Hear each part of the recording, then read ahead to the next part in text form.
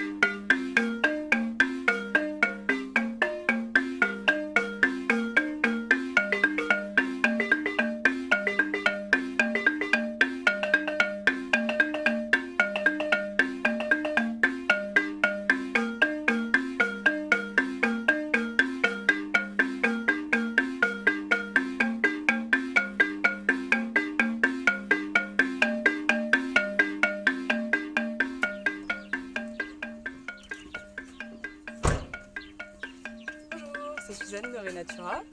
Aujourd'hui, dans Nature & Co, on va visiter la ferme de Luango, ferme pédagogique qui est tenue par Sosten. Oui, j'arrive.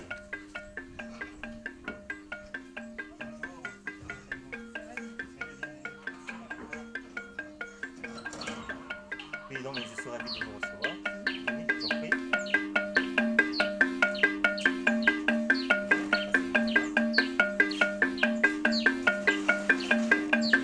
Je vous en prie, la visite. On commence par ici. C'est vous qui avez peint tout ça? Non, c'est un artiste congolais, c'est un artiste qui a confié à Mawata, il s'appelle Bilor, c'est l'artiste qui a fait tout ça. Donc je vais vous demander de bien vouloir lire s'il vous plaît, madame. C'est pareil pour les adultes comme les enfants, vous pouvez lire, enfin pour vous, mais voilà, donc je pense que c'est un bilan, il n'y a pas de commentaire à faire là-dessus. C'est bon? Voilà. Et la suite c'est par là, pareil. Alors là-dessus, j'ai inscrit une alimentation saine égale une santé saine. Donc là c'est pareil, hein, vous avez tout de suite compris. 5 fruits et légumes par jour. Voilà à peu près. Et là c'est la ricotte de la journée. Tous les citrons là Les citrons, là on a des citrons, goyave, papaye, corosol. Ok. Tout dépend. Il y a des personnes qui arrivent pour apprendre comment cultiver des plantes aromatiques complémentaires à la maison. Donc je fais des ateliers sur ce genre de travaux. Là c'est pareil, vous pouvez avoir des campagnes chez vous, hein, avec un seau comme ça. Ça continue par ici. Alors là j'accueille les enfants des groupes scolaires et les ateliers se passent ici. Voilà. Tout à l'heure à la fin de la visite, je vous ferai faire aussi un atelier. Voilà pour présenter les différentes terres, différents fumiers, voilà, des petits boulots pour faire des pépinières. Et tout à l'heure on fait. Là, vous avez la bergerie, on a des moutons, je vous en prie, ici. Là nous avons une brebis qui est là. Il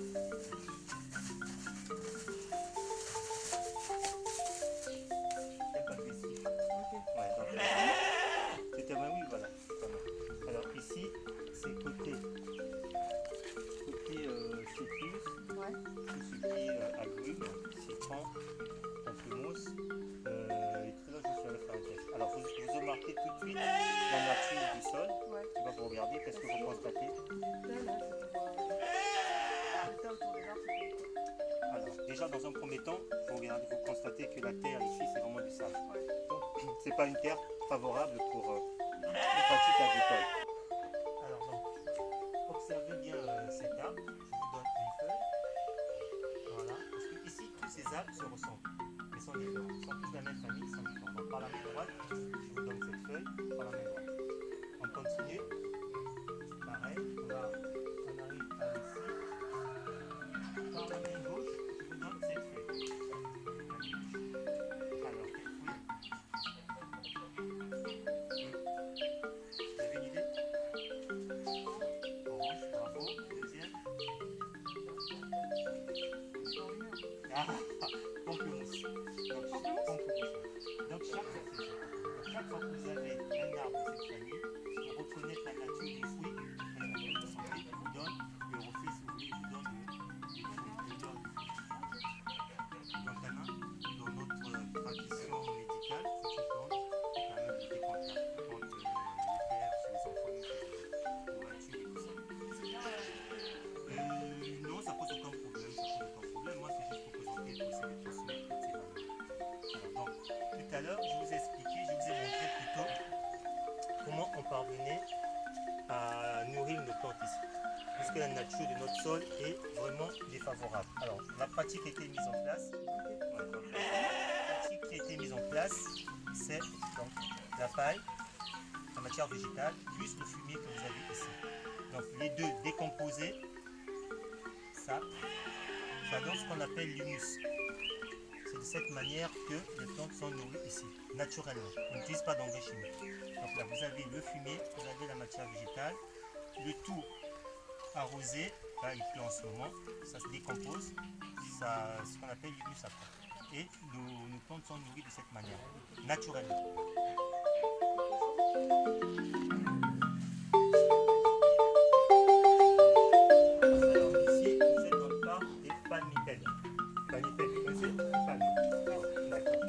Là, c'est le parc des palmipèdes. Avant, on va dire bonjour, on va passer par là, on dit bonjour aux cochons. La particularité ici, c'est que j'élève des cochons, donc des races croisées. Là, c'est croisé, genre race.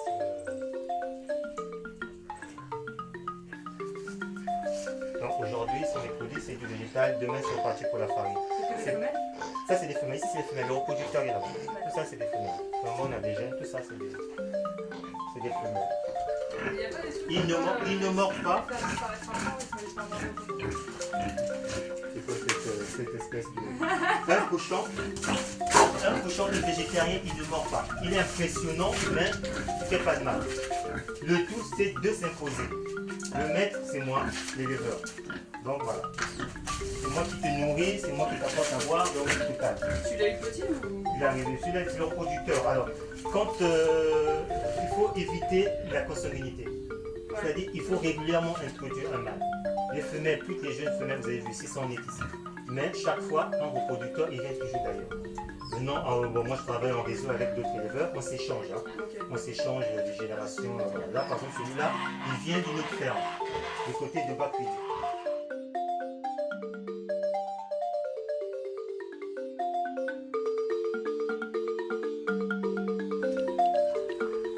Doigt, ça c'est une oie qui a pondu et c'est la canne qui couve. Donc là, c'est ça, vous avez des œufs, ça c'est une oie qui a pondu et la canne, elle couve. Voilà.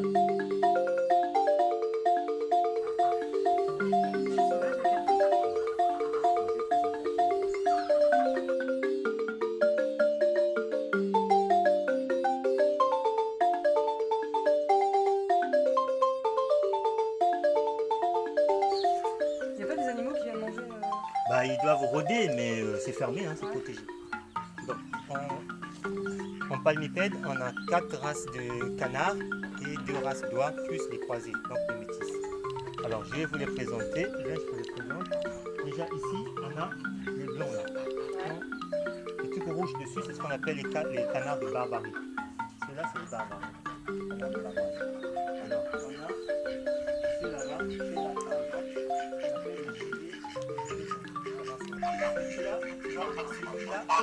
c'est un métis, Ça utilise cette canne-là, cette canne et le col vert. Ça donne ça. Ça, c'est des métis. Alors, donc, j'ai disposé des CD de partout. C'est pour repousser des prédateurs. Ici, ce sont les corbeaux. Donc, quand on sort les poussins de la nourricerie de la 3e semaine, le corbeau peut arriver pour les attaquer. Il mange les poussins, les canetons. On met les CD pour effet réverbération. Alors, le mode opératoire du corbeau, quand il arrive, de loin, là-haut, il fixe, il vient, il prend et il s'en va. Il ne reste pas. Pas qu'il va. Donc, quand on dispose des CD comme ça, effet réverbération, ça brouille sa vue. Donc ici, les canetons peuvent rester dans le parc. Très peu de chance. Très peu de chance qu'ils viennent s'attaquer. C'est le parc des gallinacées, donc la famille des poules. Alors vous remarquerez qu'il y a des arbres autour. Il y a une raison. La raison, c'est, il y a plusieurs raisons. La première, c'est apporter de l'ombre. Tiens, là, par exemple, ça apporte de l'ombre à la volaille. La deuxième, c'est de protéger aussi des prédateurs. Parce que là, un corbeau ne peut plus. Déjà, on a du mal à identifier. Voilà, il y a une poule qui est tranquille là-bas. Le corbeau ne va même pas la voir, n'a pas le temps de voir la poule. Donc, la deuxième raison. Et la troisième, c'est planter les arbres fruitiers. Ici, c'est les goyaviers. Quand il y a une goyave mûre, elle tombe, la poule, ça nourrit la poule. Ou parfois, quand elle remarque de loin, elle monte aussi à ce sein. Donc, ici, les goyaviers, c'est vraiment destiné à la volaille. Alors, vous remarquerez, en ville, la poule a souvent peur de l'homme. Quand vous l'approchez d'elle, elle fuit. Pourquoi? Parce qu'on leur lance des cailloux, il n'y a pas vraiment de contact. Ici, vous remarquerez, la poule est autour de nous. Elle n'a peur de rien. Alors, vous pouvez l'attraper. Voilà. Voilà, elles sont là autour, hein, elles viennent parce qu'il y a ce contact qui est naturel entre la volaille et l'éleveur. Il n'y a pas d'agressivité, il n'y a pas de méchanceté.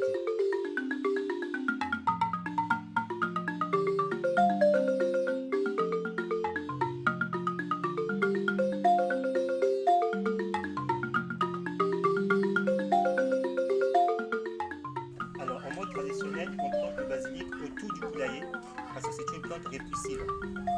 Tous les petits bestiaux qui s'attaquent aux œufs, les petits reptiles la nuit qui viennent s'attaquer aux œufs, c'est vraiment une plante répulsive. Avec ça, comme là c'est pour dortoir pour voir des poules, avec ça vous n'avez pas des reptiles qui viennent s'attaquer aux œufs. Voilà. Autour voilà, vous avez pas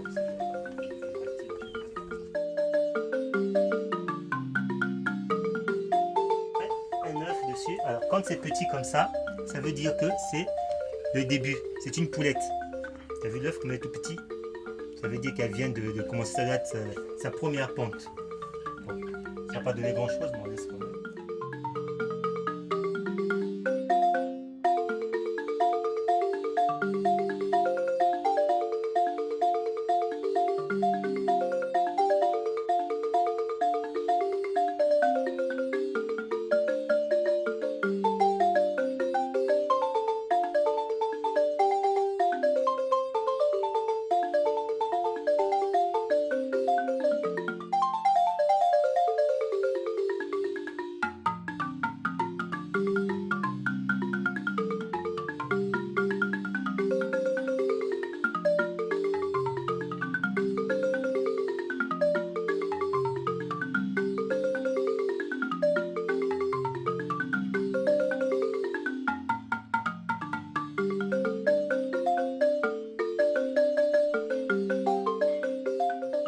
s'appelle Coucou, c'est la star des enfants.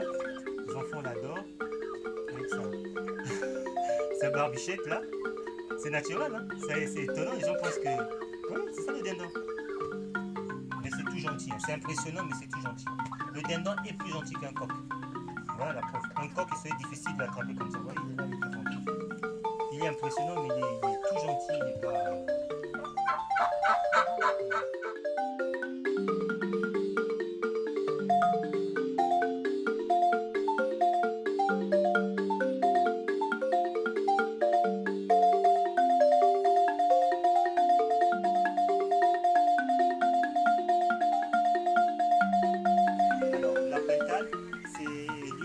Volaille de basse-cour qui a gardé son instinct sauvage. Elle est restée peureuse, elle se mélange pas avec d'autres Et les conditions d'élevage, ce qu'on appelle la conduite, c'est beaucoup de verdure. Parce qu'elle a gardé son côté sauvage. Elle vit beaucoup en forêt, en brousse. Donc quand on élève, il faut beaucoup de verdure. Voilà, là, elle est vraiment à son aise. Ça vole pas? Effectivement, ça vole. Mais si, non. C'est les conditions. L'histoire du vol, c'est voilà. C'est ces questions de conditions. Là, elles ont la verdure, c'est grillagé, mais elles n'ont pas de raison de partir.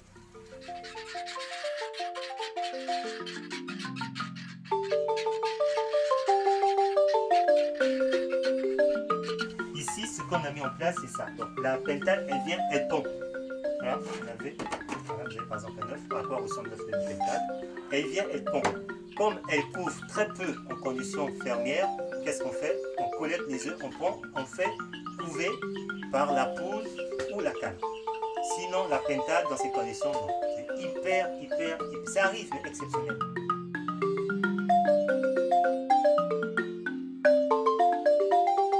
Alors donc, c'est un étang qui fait environ 900 mètres carrés, où on élève des tilapias. Donc c'est un étang hermétique qui est alimenté par la nappe, parce qu'ici il n'y a ni rivière, ni lac, ni fleuve, donc c'est hermétique. Quand je suis arrivé, c'était du bodo qu'on a travaillé avec monsieur, vous voyez là, l'artiste de l'étang, c'est lui. Entre autres, pour nourrir les poissons. Donc je vais l'ouvrir et vous verrez, les poissons se nourrissent.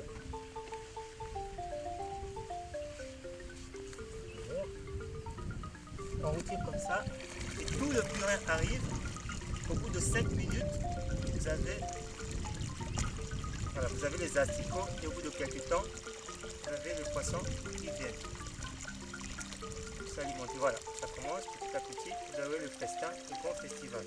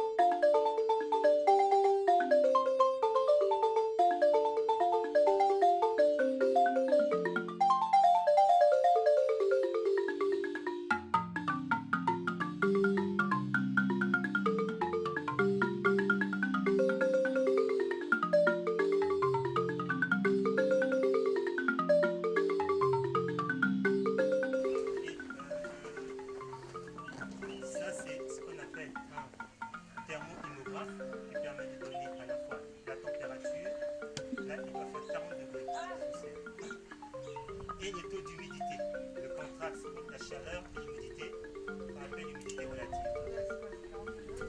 40 degrés en température et l'humidité est autour de 42 l'humidité relative. Donc quand cette flash, quand l'humidité est basse, ça veut dire qu'il faut arroser. C'est un indicateur.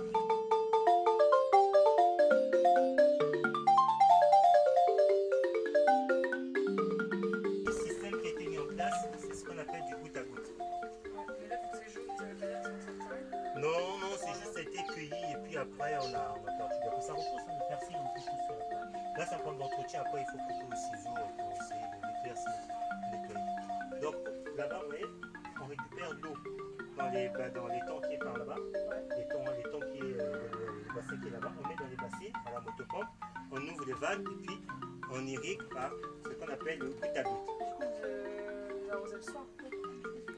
Oui, bien sûr.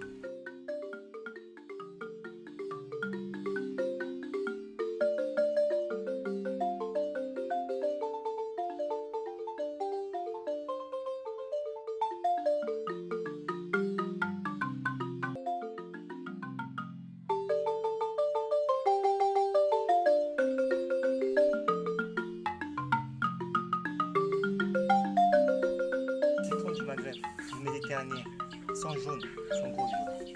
On les importe en fait. Oui, non, mais c'est important.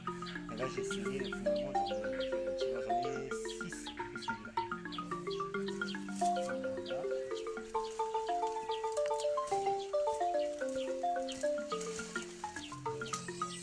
Voilà, ça ressemble encore Et c'est pour le caméraman.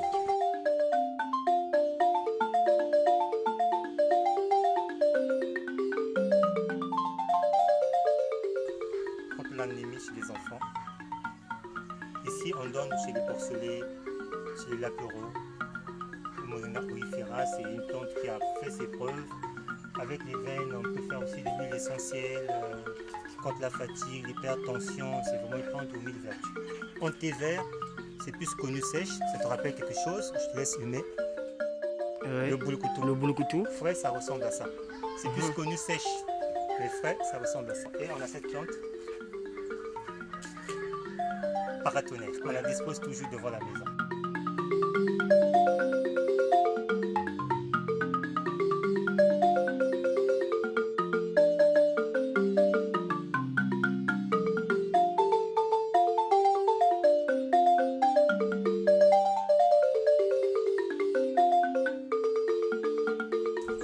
Le Nîmes, c'est la plante qui a permis d'élaborer la quinine, le premier médicament de lutte contre le palud. Est-ce que ça a les mêmes effets que la quinine? Moi, je ne fais pas de palud. Oui, mais la quinine, c'est fort. La quinine, c'est fort, non? En plante, le problème, c'est qu'en fait, il faut éviter la tolérance. Il faut savoir prendre. Il faut faire des cures. Ouais. Une fois le mois, 3 fois pendant 3 verres, pendant 3 jours, pendant 3 mois. Après, tu arrêtes 3 mois, tu reprends. Ce qu'on appelle faire des cures. C'est ça, mais parce que la quinine, ça te fatigue. Non, ça c'est naturel. La quinine, c'est qu'après, il y a eu des additifs. Mais naturellement, c'est cette plante qui a permis d'élaborer la quinine. D'accord. Lutte contre le palud. C'est une plante insectifuge aussi. Donc on peut faire en infusion ou en purin. On peut lutter contre les maladies fongiques, les maladies des champignons des plantes, contre certains insectes aussi. La noctuelle, pas la cochenille noctuelle, parfois la mouche de fruits aussi. Moi, je savais que cette plante que je traite en verger.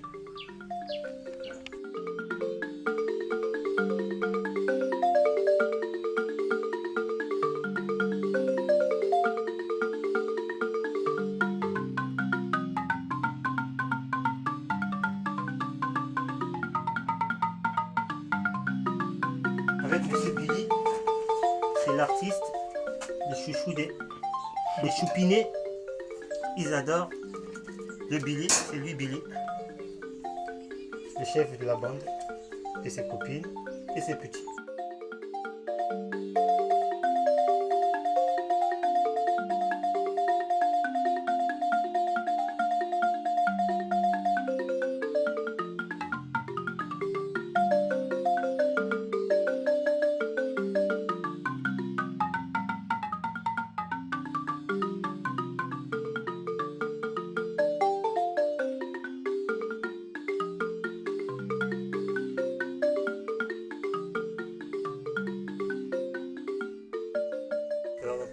Sosten Masomba, agriculteur, éleveur.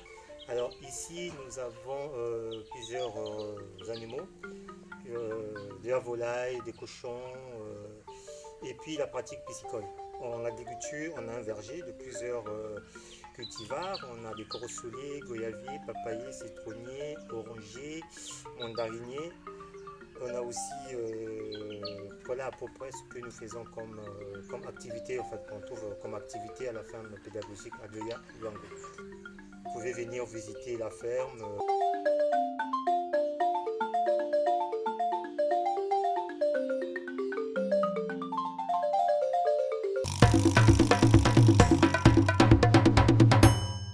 Donc maintenant que vous avez rencontré Sosten et la ferme pédagogique à Luango, nous accueillons sur le plateau les membres de l'ADAP. Donc nous avons avec nous Cyriac, François et Saturnin. Donc est-ce que vous pouvez nous expliquer globalement ce que c'est l'ADAP? En fait, l'ADAP, c'est un réseau de producteurs et des consommateurs expatriés en légumes frais. L'ADAP en elle-même, c'est une association de développement des agriculteurs périurbains située dans la ville de Pointe-Noire. D'accord. Donc comment l'association a débuté? Sur quel constat, sur quel... Au préalable, les agriculteurs étaient réunis autour d'une grande association à Rio. À Rio? Oui. D'accord. Et il y a eu un groupe de consommateurs, notamment des expatriés de Total, qui s'étaient sentis dans le besoin de légumes frais. Donc, par le biais d'une stagiaire qui était Dariette, qui travaillait dans une boîte, une ONG qui était en partenariat avec l'association Arero. Et comme son fiancé travaillait à Total, ils en avaient parlé, ils nous ont mis en contact avec ces consommateurs. D'accord. Ils sont arrivés, on a essayé de discuter et on s'est accordé pour leur livrer les légumes frais. D'accord. Donc en fait, c'est le même principe qu'une AMAP en France, c'est ça? Oui. Vous, ça vous permet quoi d'être dans ce réseau-là? Oui, dans un réseau de livraison. D'accord. Mais vous y gagnez quoi en fait, à être dans ce réseau? Bon, pour nous, l'idéal, c'était d'avoir un client potentiel qui va nous acheter les légumes dans les bonnes conditions. C'est bien vendre nos légumes. D'accord. Donc en fait, la DAP propose des paniers semestriels, c'est ça? Enfin, toutes les semaines? Et toutes les semaines. Toutes les semaines, pardon. Une fois dans la semaine. D'accord. C'est panier hebdomadaire. D'accord, hebdomadaire. Que les consommateurs viennent prendre à un jour donné à une heure bien précise. D'accord. Et donc vous êtes réunis en tant qu'agriculteurs pour... ça vous permet d'avoir un revenu fixe ou pas? Ici, un revenu fixe sur ce qu'on produit, ce qu'on a à livrer de façon hebdomadaire et essayer de comptabiliser vraiment le revenu mensuel sur ce système. Parce qu'il y a moins d'intermédiaires dans ce système. D'accord. En fait, ça permet d'écouler une partie de notre production. Parce que toute la production n'est pas livrée aux clients de la DAP. En fait, plutôt oui à nos clients qui prennent des paniers. C'est une bonne partie. D'accord. Et ensuite, il y a une certaine garantie financière. D'accord. Et combien d'agriculteurs vous comptez dans la DAP? On est 12. 12? Et dans la Réo, il y avait autant, non? Dans la Réo, on est en 63. 63. Donc en fait, vous êtes tous à l'initiative de la DAP. Et toi, tu es à l'initiative de la DAP? Oui. Ouais. Et donc, comment vous avez choisi les agriculteurs qui allaient venir de l'association Areo dans la DAP? Comment ils ont été choisis? Oui, en fait, ce sont des agriculteurs compétents qui maîtrisent ce qu'ils avaient à faire et qui pouvaient résoudre le problème de commercialisation de façon collective. D'accord. Donc, il fallait quand même s'engager à répondre à ce besoin des consommateurs. Donc, ayant la maîtrise de chacun de nous, nous nous sommes prononcés à la phase initiale et c'est parti. D'accord. Et est-ce que vous observez un changement? Parce que quand même, à Pointe-Noire, il y a beaucoup moins d'expatriés et comme tu disais, c'est en partie, la DAP fait des paniers en partie pour les expatriés qui ont une demande. Et donc là, étant donné qu'il y a moins d'expatriés, est-ce que vous observez un changement dans la demande ou dans... Oui. Parce que au départ, on avait quand même un peu plus de consommateurs, jusqu'à 40 consommateurs, et ça nous permettrait de constituer un fonds de roulement par rapport à leur système de paiement d'un mois en avance, et ce qui nous permettait de faire face à certaines aléas climatiques dans notre production. D'accord. Au moment où un producteur se sentait un peu lésé dans sa planification, automatiquement il demandait un préfinancement sur le fonds de roulement et ça marchait. Maintenant, actuellement, le nombre de consommateurs est réduit, du coup, ça a plein coup sur eux.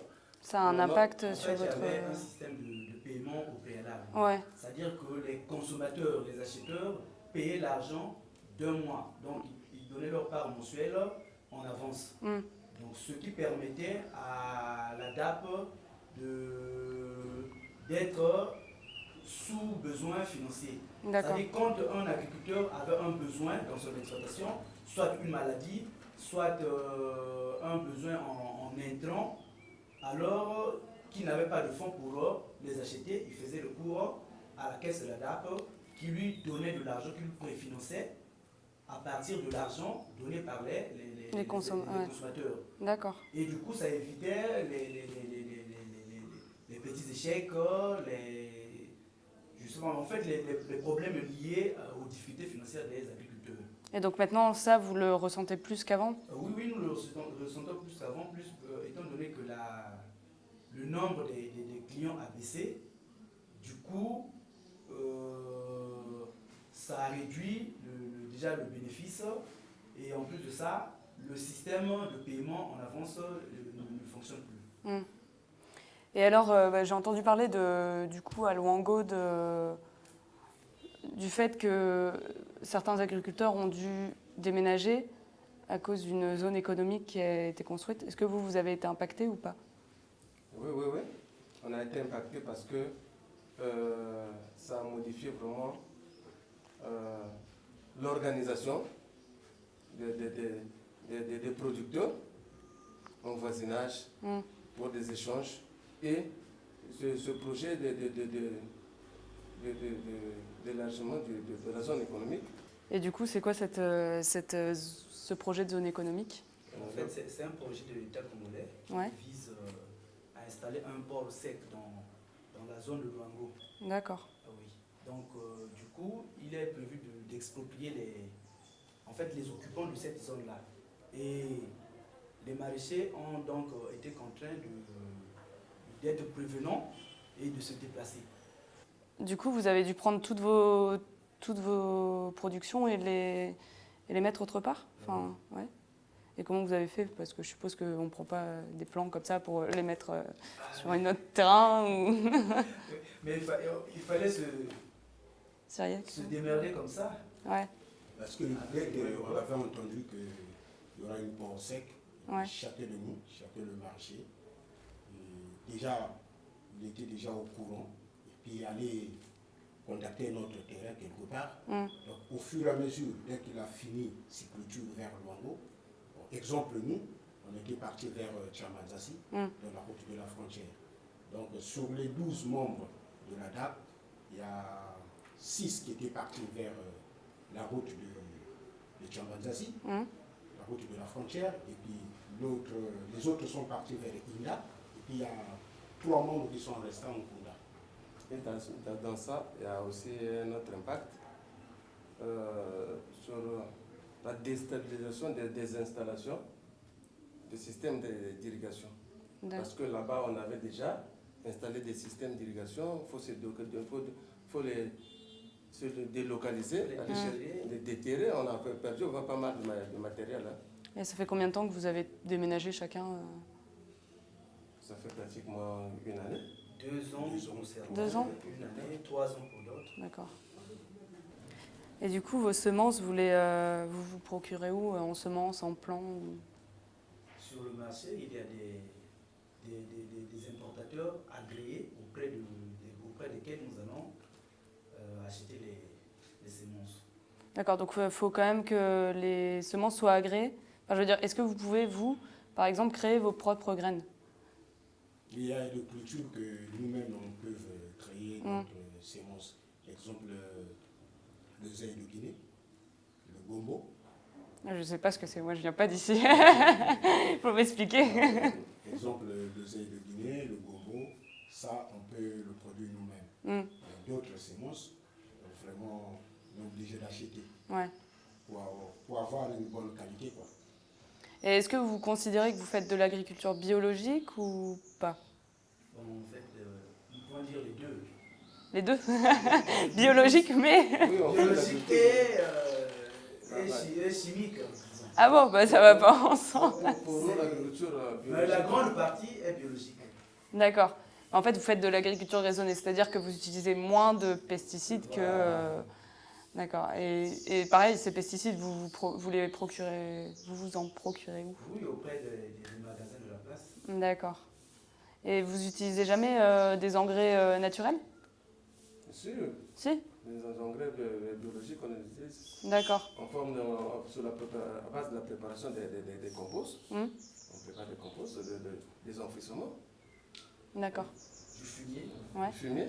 Avec la matière organique. En fait. Qui proviennent des fumiers qui proviennent de fer. Ce qui fait qu'on pratique de l'agriculture biologique au moins à 70%. D'accord. Oui. Ok. Donc au moins, on utilise moins des engrais chimiques. Et dans ce réseau d'ADAP, est-ce que ce ne serait pas aussi intéressant de mettre par exemple des producteurs de viande ou pour les consommateurs? Est-ce que vous...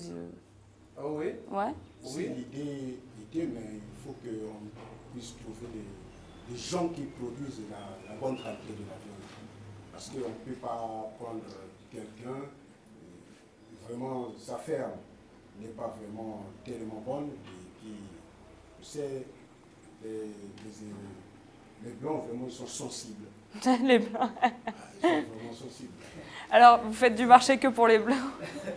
Bon, la les majorité, exploiter ou bien nos clients. Les clients. Les clients sont exigeants, donc c'est une question surtout de qualité. D'accord. Bah oui. Parce que sinon, ça serait bien que nous mettions aussi les éleveurs, mais nous devons tenir compte de la qualité de leur production. Mais il n'y a pas de bons éleveurs Bien sûr qu'il y en a. Ah bah oui. Parce qu'à l'initiative, l'idéal était que dans la livraison des produits de la DAP, qu'il y ait au moins des produits des éleveurs. Mais en l'occurrence, on a retenu seulement la production des œufs parce que autour des agriculteurs, il y avait également des éleveurs, des poules. Ouais. Et ce qui a été très intéressant parce que de façon hebdomadaire, on avait des œufs frais. Donc, par rapport aux besoins des consommateurs, ça a marché. Et on n'a pas eu, comme dit Syriac, on n'a pas eu vraiment un producteur de viande qui on avait la maîtrise sur la qualité de sa viande, tout. D'accord. Voilà pourquoi. Mais les projets étaient que, aux jours à venir, que nous ayons des producteurs de viande qui pouvaient intéresser nos consommateurs. La preuve, il y a des apiculteurs, en fait, ceux qui font l'élevage des abeilles, qui nous confient parfois du miel pour qu'on aille vendre. Ah, vous avez le miel? Parce que c'est dur à trouver ici. Ah oui. Ok. Les apiculteurs nous confient parfois du miel que nous livrons. Mais vous avez quand même des Congolais enfin des Ponténégrins qui vous achètent des paniers, parce que vous dites des... Ils sont rares. Ils sont rares. Ah oui.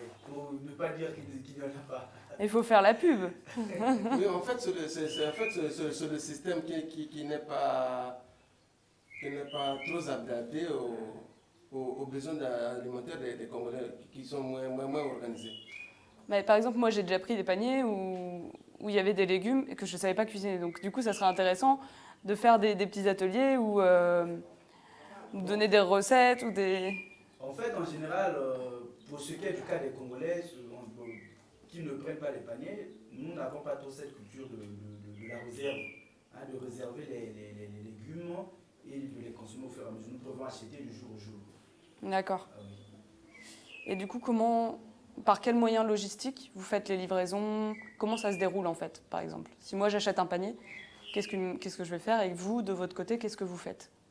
Bon, nous, à notre niveau, on a une organisation qui nous permet de collecter les produits, de les mettre dans les paniers et les déposer à la salle polyvalente où s'organisent les consommateurs. C'est tous les mercredis à la Côte Sauvage. Et puis on a deux sites. Donc, il y a la Côte Sauvage et la Côte Mondaine. D'accord. La Côte Mondaine, c'est vers le marché Plateau. Et puis la Côte Sauvage, c'est derrière Dirac. Et du coup, vous vous réunissez avant pour faire les paniers en fonction des demandes qu'il y a eu au préalable, c'est ça? Oui, c'est D'accord. Les clients appellent, ils passent leur demande et il y a quelqu'un qui est chargé de transmettre l'information auprès des producteurs. D'accord. Donc la personne répercute l'information et chacun amène une partie. Si par exemple on demande 20 kilos, on peut demander à chacun d'apporter 5. D'accord. Pour ceux qui ont les légumes demandés. D'accord, donc en fait, vous avez chacun votre spécialité? Oui. Ouais. Et du coup, c'est quoi vos spécialités à vous? Est-ce qu'il y en a un qui fait plus l'ananas, un qui fait plus les fruits de la passion? Bon, moi par exemple, je fais plus de la courgette, D'accord.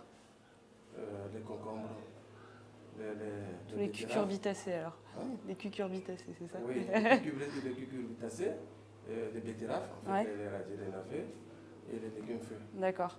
Bon, moi, Toi, je Cyril? fais la tomate, les aubergines, la courgette et puis le œuf de Guinée. Ok. Et toi? Bon, moi, je suis un peu polyvalent. Ah, En fait, dans mon exploitation, il y a un peu presque de tout. Une Ouais. diversification. Vous avez de la tomate, du concombre, de l'aubergine, il y a le basilic, Est-ce- un peu de tout. est-ce qu'on peut venir visiter vos exploitations dans le cadre justement de cette association ou pas? Il n'y a pas de problème, nos Ouais. portes sont ouvertes. D'accord. Et ça se faisait pas avant Si, si, Si? ça se faisait. Si, avec les consommateurs, nous Ouais. avons déjà eu des descentes au niveau de nos exploitations Hmm. avec les consommateurs. Parce que c'est intéressant de voir justement Oui, comment oui, fonctionne Et une... ça se faisait chaque fin du mois. Chaque fin du mois, les consommateurs s'organisaient et avec les nouveaux venants, ça leur arrangeait de voir comment nous travaillons, comment nous produisons les légumes dont ils ont besoin. Et quand ils donnent leurs préférences, ils sont très rassurés. Mm. Et Oui, bah ouais. parfois, ils passaient les week-ends dans les exploitations, ils emmènent leur barbecue et puis on passe les week-ends là-bas. Ouais. Ah bon. Et comment je fais moi si je prends un panier et que j'aime pas les tomates et que... Oui, De- la question en fait, Non, mais plus c'est vous qui dites ce qu'on va vous livrer. C'est vrai? Donc je peux choisir, je peux dire je veux un petit panier Voilà. et je veux pas de tomates dedans. oui. Non, mais en fait, il y a des légumes phares qui ne manquent pas dans Ouais. le panier. Donc la personne qui est responsabilisée pour faire la prévision de la composition d'un panier, c'est celui qui va, mais tout en tenant compte des légumes phares qui ne doivent pas manquer dans le panier, qui ne manquent jamais dans le panier. Ok, La tomate, la laitue, le haricot vert, et les carottes, d'accord. les épices. Mm, mm. Les épices en fait la ciboule, Ouais, la basilic, ciboule, c'est céleri. Maintenant, au niveau de la livraison, il y a une table d'échange entre les consommateurs. Ils s'entendent, bon, moi je préfère pas un peu plus d'haricots verts, ma préférence c'est le concombre également celui-là. Et il y a une table d'échange, ils font l'échange. Et également, il y avait des séances comme ça, on prévoyait des séances de dégustation. Mm. Parce qu'il y a certains consommateurs qui ne savaient pas cuisiner par rapport à leur culture, cuisiner certains légumes. Et chacun amenait un plat préféré et puis on échangeait. Et il y D'accord. a des cultures locaux qu'on a adaptées à nos consommateurs, tels que les œufs de Guinée, les aubergines d'endroit. Et pendant les visites, quand ils arrivaient sur le terrain, on organisait des barbecues et nous, à notre niveau, on leur apprenait à préparer soit le sac à sac de jour Ah ouais. comme ça. Ah, c'est bien Donc ça. ça marchait très bien. Et nos difficultés, on les remontait auprès des consommateurs et également à leur niveau. Et ils nous faisaient des remarques et leurs préoccupations. Oui, il y a un réel échange en fait entre le L'échange était consommateur. vraiment permanent. Voilà, on n'achète pas son légume, on sait d'où vient le légume et on rencontre la personne qui l'a fait. Et avec ces moments aussi, les consommateurs, les producteurs étaient dans les besoins de semences. Et il y a certains consommateurs en partant en France qui nous emmènent des nouvelles spéculations. Ah, c'est bien ça. Les anettes, les roquettes, salades. En fait, les échanges étaient très vraiment Ok. accentués. Ok, donc si moi demain je veux commander mon panier, qu'est-ce que je dois faire? Bon, si demain, exemple, vous allez commander votre panier, Vous avez vous appelez, D'accord. vous appelez, et puis vous dites que non, le mercredi, j'ai besoin d'un petit panier. Exemple, le petit panier coûte 6500. Mhm. On vous dira que oui, on est d'accord, le mercredi, vous allez. Et On va vous demander quel endroit vous préférez pour Ouais. prendre le panier. Si c'est à la côte sauvage ou bien à la côte mondaine. D'accord. Et donc un petit panier à 6500, il y a à peu près combien de kilos de... Bon, dans le petit panier, il y a 650 grammes de tomates, 650 grammes de courgettes. En fait, il y a un peu de tout. Hein. Ouais, Donc, d'accord.